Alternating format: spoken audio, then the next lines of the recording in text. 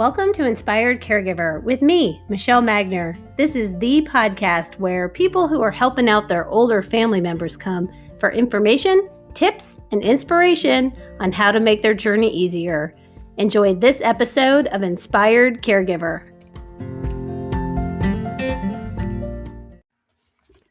Hello, caregivers. How are you doing today? I hope you're doing well. Today I want to talk about feeling guilty. Oh my gosh, the guilt. I have not met a single caregiver who, for some reason, doesn't just swallow themselves up with guilt. Recently, I went to visit my mother-in-law in her memory care community, and when our eyes met, she had a look of sadness on her face. And then when we hugged, she just squeezed me for a really long time. It was like the first time I felt like I had a glimmer of recognition from her. And so immediately my first thought is that I need to be her like all the time. I need to be with her all the time. And I felt her intense sadness. And I started to feel guilty. I started to be really hard on myself. You should be visiting more was the first thought I had. So now I'm standing there, I'm feeling guilty and bad, and I've only been in the building less than 5 minutes. And so obviously that energy is going to show up for us in our visit. It's setting the tone for our visit. And I really wanted to just be a ray of sunshine and have a nice visit. But I just started feeling really guilty. Just really quick a backstory on her. About 12 years ago, my husband and I could tell that something was going on with her. Like memory, she would not be able to cook recipes from memory the way she had been. She was struggling to organize details. Holidays just felt discombobulated and confusing. And so 10 years ago, we moved our family to Omaha so that we could be with her and just start to create more memories for our kids with her and her husband, Grandpa. And 5 years ago, we got the diagnosis that she has frontotemporal dementia. And it's obviously been a long, slow road, punctuated with little declines, sometimes a steep decline. She's in pretty good health, other than the dementia. But 2 years ago, she needed to move for safety and health reasons to assisted living memory care. So this woman, I love her so much. We had a strong relationship. And so here I am standing in front of her, just feeling so sad and guilty. And I looked up the definition of guilt. And the actual definition of guilt is the fact of having committed a specified or implied offense or crime. And then the word guilty, I looked that up, justly chargeable with a particular fault or error. And I used to facilitate a family support group.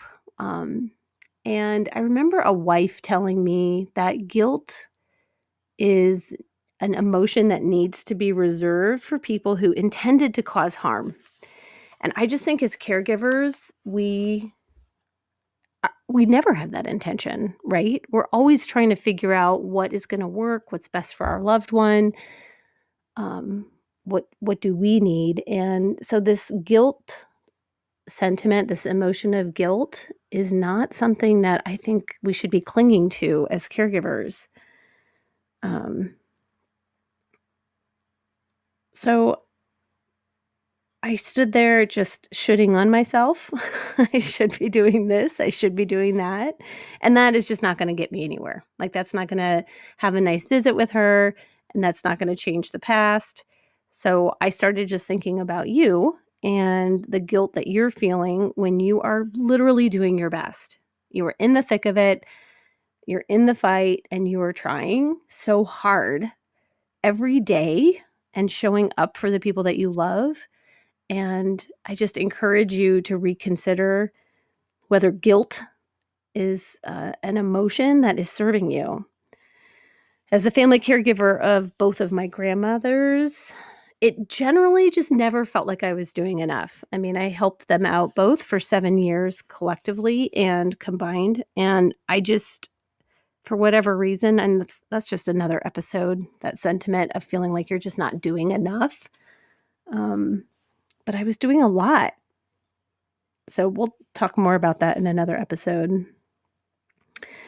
So unpacking guilt, I wanted to share, one, it isn't going to change having that feeling of guilt. It's just not going to change the past. So I would encourage you to look at that and see if you're willing to let go. If you're really trying and your intentions are good and you're working hard for your loved one, let go of that emotion of guilt because we just can't turn back time. Secondly, it kind of sullies the current situation, the energy for what you're trying to do now. So if you're just frosted up with guilt and bad feelings, it's going to impact how you're showing up today for your loved one. So I would encourage you to work to let go of those feelings of guilt. I mean, you're not intending to cause harm. The word doesn't really apply to you. I want to have light and fun energy for my mother-in-law when I'm with her. And so having that thought that's producing the feeling of guilt is just not going to get me there. The other thing is just your fleeting thoughts can spur you into action. So if that, micro thought of feeling guilty is enough to kick you in the pants because you do want to be doing something differently, then go for it. What do you want to change? How do you want to be showing up? One of my Gallup strengths is maximizer. So I'm always looking for the better way. I just can't help it. It's just how I'm wired. But in the moment, I need to enjoy my visit and then later reflect on what my plan needs to be going forward so that I can do better. I mean, caregiving is hard enough physically, mentally, emotionally without us coating the whole thing in just a thick layer of guilt. So you are there. You are the one helping and doing things and showing up and making things happen for your family member. And so I would encourage you to release that feeling of guilt. And you do that by unpacking your thoughts about it. What are the thoughts that are causing you to feel guilty? I will say that sometimes for the out-of-town family members, there's a lot of guilt that they feel because they're not the ones that are there and helping and in the moment. And, you can't, unless you're going to change your geography or do something different, it's not serving you to feel guilty because a lot of times I think what happens when you're having those thoughts and feeling those feelings, it actually keeps you frozen and in action.